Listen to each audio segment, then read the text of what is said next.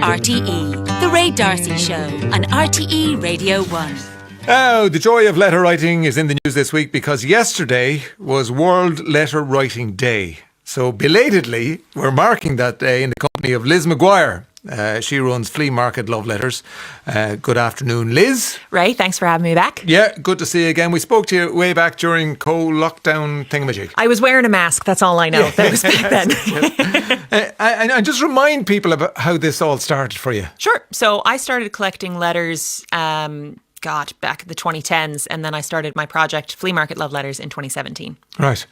And where do you get your letters from? Flea markets. It's on the tin. And there is a sort of a cut-off point, isn't it? Like most of them are pre-1950s, are they? They are, yeah. And I think it just has a lot to do with kind of the availability about what I find at markets and things like that. A lot of the letters would be World War II, but I really have a sweet spot for letters from the 1930s particularly. Between the two wars? Yeah. Right. Yeah. And you notice the difference between letters from World War One and love letters from World War One and love letters from World War Two?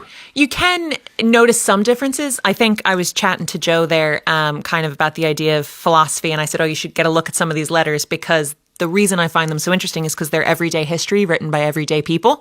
So you have, in my context, I'm an American, so you would have a letter written maybe a day before Pearl Harbor and then sort of the start of the American entry into World War II. And you see all the little hints and nuances that now we know are the building blocks to what would become all these great moments in history, yes. But they're written by, the guy around the corner who's talking to his girlfriend and he's got to go and meet his mates for a drink in an hour or whatever it is. And the fear around... Massively so. Yeah. Massively so. A lot of them are about love and fear and kind of, I think it's just an important way to look at history as it evolves. And remember, we're making history too. Speaking of evolution, surely over time, if a couple are apart for a long time, the tone of the letters must change over time, do they? Yeah, so I'm thinking of absence makes the heart grow fonder. Yeah, so I have a series of letters from Minnesota in which they're from the 1910s. They're the McAllister letters, and it's a young woman and her boyfriend who becomes her husband at the end of kind of the time that I have the letters from. But they were separated by what today would be a 2-hour drive, but to them was hundreds of hours apart. So they're writing letters like they're texting. And so the concept of is the letter dying so much as have we just sort of evolved it is a thing I'm really interested in. Yeah. Well, let's talk about that then, because texts, emails, sort of disposable. Yeah. Like, there will be nobody sitting in front of a radio presenter in 100 years' time saying that they're touring flea markets collecting texts, will there? That they've got 3,000 pieces of other people's mail in their sitting room. Like, that's just a normal. That ain't going to happen. No, but I think if we define the letter only as pen and paper, we are coming from a standpoint where we're excluding people who that's not accessible to. So I think if you say that a letter has to be pen on paper, then for people who can use a screen reader or can use a talk-to-text device or something like that, I think we're putting a box around it that doesn't need to be there. That's interesting. I'm just thinking about the physical act of writing as opposed to your thumbs going all over the place on your phone screen. Or typing out on a keyboard. Yeah. It's different, isn't it? I think you would have... Is it more mindful? I'm wondering. So it definitely is. The act of putting pen to paper is a mindfulness exercise. It has a lot to do with journaling. There's all sorts of studies to do with kind of how the act of handwriting notes or handwriting definitely gets our brains working differently. But I used to go to a lot of author events. I'm a big reader. And the question I always sort of, as I was in the audience, it was always the question of the author of, do you prefer to write by hand or type? And authors would always be like, well, I would love to sit down with a long pen, but, reality is I sit down and I type it all out.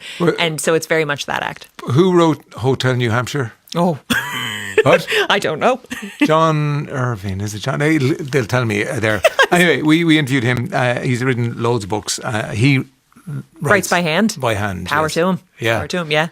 I can see John Irving. But he described it as mindful, very much in the moment, and he couldn't understand how other people could do it, typing it out. Doing it differently, yeah. So, World Letter Writing Day yesterday. We're told over and over again that it's a dying art. Less and less people do it. May not exist in, 10, 20 years. I'm an optimist. I refuse to believe. I believe that it will be here. Yeah. And you had how many pen pals during COVID? I had 88 pen pals during COVID. That's a lot of pen pals. I had a lot of pen pals. I was getting a lot of stamps. Yeah. Oh, I see Guinness Book of World Records on the line. You know what? I'd love another fancy plaque for the wall. That'd be great. Thank you. Yeah. And how many of those do you still correspond with? So probably 5 to 6 regularly. I have a key group of friends that I made through the pen pals, and we actually do something really fun. One of them lives in Germany, 2 of them live in the UK, and every year the 4 of us go on a trip and we route the trip around a postal museum. So this year we went to Copenhagen, and it really is just the most fun because we get together and we write postcards and we send them out from our trip. A postal museum in every place you go to. That's our rule, yeah. Right. We've been to Berlin, we've been to Paris and Copenhagen, and we think Athens is next. And what's in those, like post boxes? Yeah. Right. It's literally, it's just stamps. It's stamps and post boxes. And the 4 of us rock up and we are just delighted. Yeah, that's Alex and Alison and Liz and I. We just rock up. Yeah. My mother died recently and it was my birthday yesterday, and one of the things that I'm going to miss, and yesterday was the first day, was the handwritten card. Yeah. Arriving in the post, and that was something really special about that, and she never missed it. And that's, I can appreciate what's that. So if you have it in yourself, if you're thinking about somebody, that write a little card, send it in the post. It's something very special, isn't it? Massively so. And, I'm sorry about that, and happy birthday. Happy belated birthday. I lost my grandmother last November, and she was always the one to sort of send the holiday cards.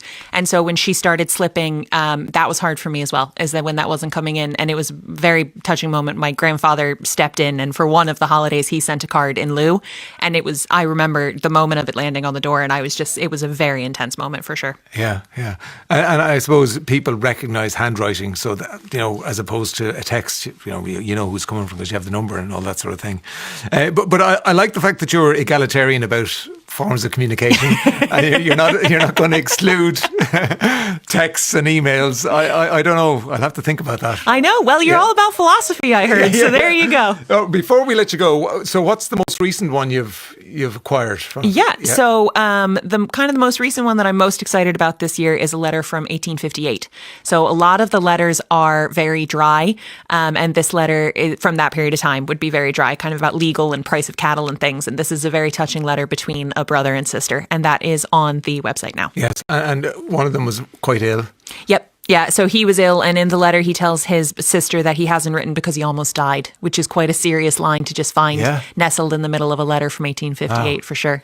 And you get them cheap enough because people don't realise that they're of value. They're of value to you, maybe not to them. But letters can, get really high prices. Yeah, well, the collectors always think it's the stamps. So I've had a majority of times where I'm looking at a stack of 75 to 100 letters, and it's a guy smoking a cigarette in a field in New Jersey, and he's always like, stamps bring you the real money on that. And I'm like, okay, I'm not really, okay, fine. You want this for you're right, then I'm going to find an upside down penny black. It'll be fine. But you're looking for the letters. I am always I'm just looking at, you brought in a folder, and just the calligraphy, the handwriting is just so beautiful, isn't it? We just, I mean, I know. Losing that. I'm an advocate for the electronic as well, but there's something about pen and paper. Yeah, like that looks electronic. It's so perfect. I know. It's amazing. There's actually a woman who's made a font out of letters. Her name is Carolyn Porter. She wrote a book called Marcel's Letters, and she found letters in an antique store, and she made a font out of them. I'd say AI could do that for you, no problem now. No. I'm sorry to reduce everything to AI. It's okay. It's okay. Yeah, Liz, thanks so much. Thanks in helping us celebrate World Letter Writing Day. And if you can, do.